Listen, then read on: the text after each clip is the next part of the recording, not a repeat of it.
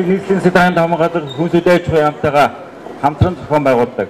Энэ арга хэмжээний хамгийн гол ач холбогдол нь бол манай үйлдвэрлэгчдийн үйлдвэрлэсэн хөдөөж хүн бүтээгдэхүүнийг хэрэглэгчид сая 300 мянган хүнтэй нийслэл хотын иргэдэд ямар нэгэн дамжлаггүйгээр шууд хүргэх ийм болцоог олгох ийм арга хэмжээ. За хоёрдугаарт нь намар болж байгаа учраас өвлийн өдрөд манай нийслэлчүүд хямд үнэтэй бүтээгдэхүүнээр өвлийн хүнсийнхаа бэлтгэдийг хангах ийм болцоог олгодог ийм одоо томоохон арга хэмжээ юм аа.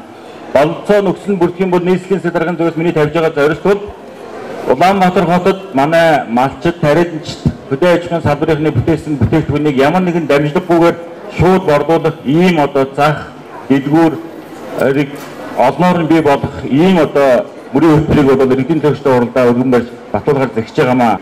Энэ хөдөлсөн худлааны энэ боломжийг ашиглан өвлийн хүнс өвлийн бэтгэлээ сайн базааж авахыг хүсээрэж үзсэн худлаанд амжилт хүсье. Манай хөдөөнөөс ирсэн тариаланчид үйлдвэрлэгч маань ариун их орлуулалттай орлоготой байхын ерөөдийн шийдвэр манай нийслэлийн манд хэрэглэгчид хямд үнэтэй эрүүл ийм одоо бүтээгдэхүүний худалдан авч өвлийнхаа бэлтгэлийг базаана гэхдээ та бүхний ажлыг баярлалаа.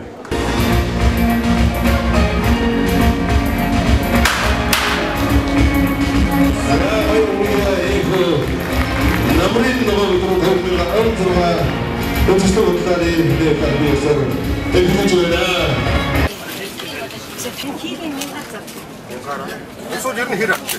Сайн авчих.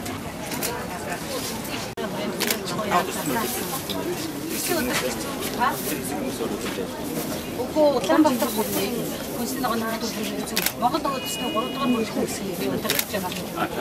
16 удаагийн дизээр манай 2432 тийм.